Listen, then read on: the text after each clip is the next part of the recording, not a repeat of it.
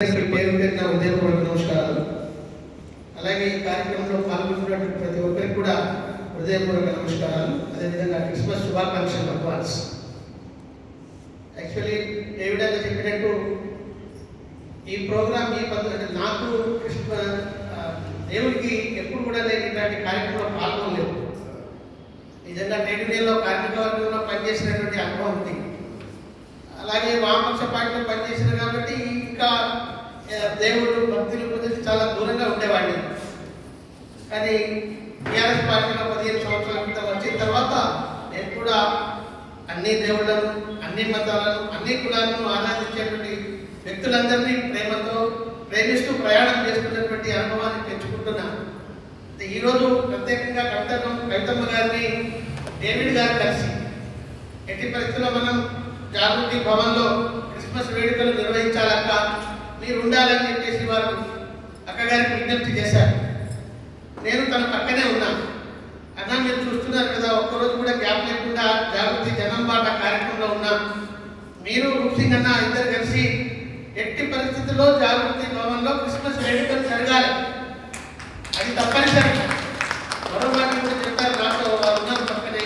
Not only Christmas, ఇప్పుడే పెద్దలు చెప్పినట్టు అన్ని కులాలు, అన్ని మతాలకు సంబంధించినటువంటి పండుగలు ఇతరత్ర కార్యక్రమాలన్నీ కూడా జాగృతి కార్యక్రమ భవన్లో ఎట్టి పరిస్థితుల్లో నిర్వహించాలని ప్రత్యేకంగా నాకు ఆదేశించారు. అయితే పక్కనే డేవిడ్ గారు ఉన్నారు. సరే, ఈ క్రిస్మస్ సంబంధించినటువంటి వేడుకలకు ఇక్కడ చేయవలసినటువంటి ఏర్పాటు, అట్లాగే చేయవలసినటువంటి సమీకరణ, అంటే ఏర్పాట్ల విషయంలో నాకు జ్ఞానేజ్ లేకపోవడం వల్ల కొద్దిగా ఇక్కడ చేయవలసినటువంటి పద్ధతుల్లో చేయలేకపోయాం. నాకు నిన్న బాలాజీ గారు కూడా ఇక్కడ అందుబాటులో లేకుండా మన ఆఫీస్ సెక్రటరీ, తనకు చెప్పినా నేను చేసేవాడిని అన్నా, మీరు ముందు నాకు చెప్పలేదు. ఇంకా ఇది చాలా భారీ ఎత్తున పెద్ద ఎత్తున చేయవలసి ఉంటే ముంగట దేవుడి చెట్టు కానీ లైటింగ్స్ కానీ ఇతర సౌకర్యాలు ఇక్కడ ఏర్పాటు చేయవలసి ఉంటే మరి మీరు నాకు చెప్పలేదు. అంటే మీరు లేకపోవడం వల్ల డేవిడ్ గారు ఉన్నారు, మరి తను అన్నీ చూసుకుంటాడు అని నేను అనుకున్నాను. తనేమో ఇప్పుడు వచ్చిన తర్వాత ఏమేమి చేస్తారనేది మీరు కూడా చెప్పకపోవడం వల్ల నేను నాకు నా టీంతో వచ్చేసాను అనేటువంటి అభిప్రాయాలు చెప్పారు. నేను ఈ సందర్భంగా దేవుడి బిడ్డలందరినీ మన్నించాలని కోరుతున్న కవితమ్మ పక్షాన, జాగృతి పక్షాన. ఇది మొదటి మరి జాగృతి కార్యాలయం ఏర్పాటు చేసిన తర్వాత భగవంతుని జన్మదినం ప్రోగ్రాం నిర్వహించడం మొదటిసారి. నాకున్న అవగాహన లేకపోవడం కొన్ని చేయవలసిన పద్ధతుల్లో చేయలేకపోయాం. కానీ నెక్స్ట్ సంవత్సరం తప్పనిసరిగా అక్కగారిని ఈ ప్రోగ్రాంలో భాగస్వామ్యం అయ్యేటట్టు చూస్తామని ఈ సందర్భంగా మనవి చేసుకుంటూ, నేను ఒక చిన్న విషయమే నాకు కలుగుతున్నటువంటి అభిప్రాయం, పెద్దలు ప్రభాకర్ రెడ్డి గారు కూడా మాట్లాడారు, రాత్రి నుంచి నేను కూడా కలుగుతున్నాను. యేసు జన్మదినం అంటే అదేదో యేసును నమ్ముకునేటువంటి వాళ్ళతో పరిమితమయ్యేది కాదు.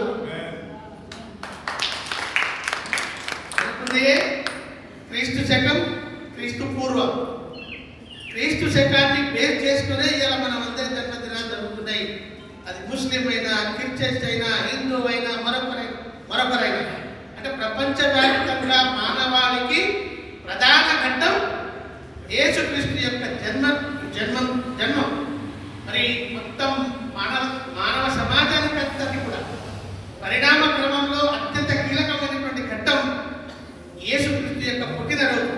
కాబట్టి ఈ పుట్టినరోజు కొందరికే పరిమితం కాదు, యావత్ మానవ సమాజానికి వర్తిస్తుంది. ఈ వాస్తవాన్ని, ఈ నగ్న సత్యాన్ని అందరూ గ్రహించాలని నేను ఈ సందర్భంగా మరి విజ్ఞప్తి చేస్తూ, మరి ఈరోజు జాగృతి అధ్యక్షురాలు కవితమ్మ గారి యొక్క ఆదేశానుసారం మనం ఇంత చిన్న తక్కువలో చేసుకున్నా భవిష్యత్తులో దీన్ని మరింత గొప్పగా చేసుకునేటువంటి ప్రయత్నాన్ని తప్పనిసరిగా చేస్తాం. మరి ఈ సందర్భంగా నేను యేసు ప్రభువును, భగవంతుని ప్రత్యేకంగా విజ్ఞప్తి చేస్తాను.